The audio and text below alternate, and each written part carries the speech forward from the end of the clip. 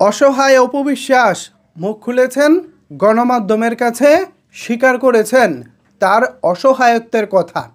গতকালকে বুবলি ফেসবুকে শেয়ার করেছেন আমেরিকায় অবস্থান করা শাকিব খানের সঙ্গে বেশ কিছু অন্তরঙ্গ মুহূর্তের রোমান্টিক ছবি।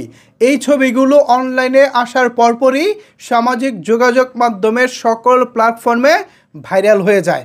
এর পরপরই সবার চোখ ছিল অপু বিশ্বাসের দিকে, কারণ এমন অন্তরঙ্গ মুহূর্তের ছবি দেখার পর নিশ্চয়ই অপু বিশ্বাস নিজেকে কন্ট্রোল করতে পারবেন না, আর তিনি কন্ট্রোল হারিয়ে ফেসবুকে কিছু না কিছু লিখবেন অথবা কিছু পোস্ট করবেন। সেটা আসার পরই খেলা জমে যাবে এবং এই খেলা কোন পর্যায়ে যায় সেটাই মূলত দর্শকদের দেখার ছিল। এরপর থেকেই সবার অপেক্ষা, রাত গড়িয়ে সকাল, সকাল গড়িয়ে দুপুর, দুপুর গড়িয়ে সন্ধ্যা, এখন যখন রাত হলো ঠিক তখনই অপু বিশ্বাসকে নিয়ে নিউজ করলো সমকাল পত্রিকা। এখানে তারা দেখুন কি শিরোনাম করেছে, কারোর সঙ্গে পাল্লা দিতে আমি আসিনি, এই টাইপের একটা শিরোনাম সে করেছে, মানে সমকাল করেছে। তো কারোর সঙ্গে পাল্লা দিতে আসেননি অপু বিশ্বাস, এটার মানেটা আসলে কি? তিনি কি বুবলির কাছে এই যাত্রায় হেরে গেছেন? বুবলি নিজেকে পাল্লা দিয়ে যে জায়গায় নিয়ে গেছেন সেখানে কি তিনি হেরে গেছেন?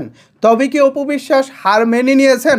আমার কাছে তো মনে হয় এত তাড়াতাড়ি অপু বিশ্বাস হার মেনে নেওয়ার পাত্র নন।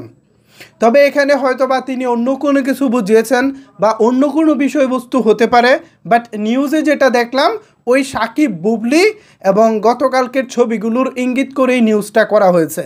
তার মানে সমকাল এখানে বোঝাতে চাচ্ছে অপু বিশ্বাস বুবলির সাথে আসলে পাল্লা দিয়ে পারবেও না, বা সে পাল্লা দিতে আসেও নি, মানে তিনি পাল্লা দিতে আসেও নি। এখন এই যে বুবলি ফেসবুকে ছবিগুলো শেয়ার করেছেন, এখন নিশ্চয়ই তিনি অনেক আনন্দে আছেন, সাথে সন্তান আছেন, সব কিছু মিলিয়ে শাকিব খানের সাথে আমেরিকার এই মধুচন্দ্রিমাটা নিশ্চয়ই বেশ ভালো চলতেছে এবং বেশ আনন্দঘন মুহূর্ত নিশ্চয়ই তারা কাটাচ্ছেন।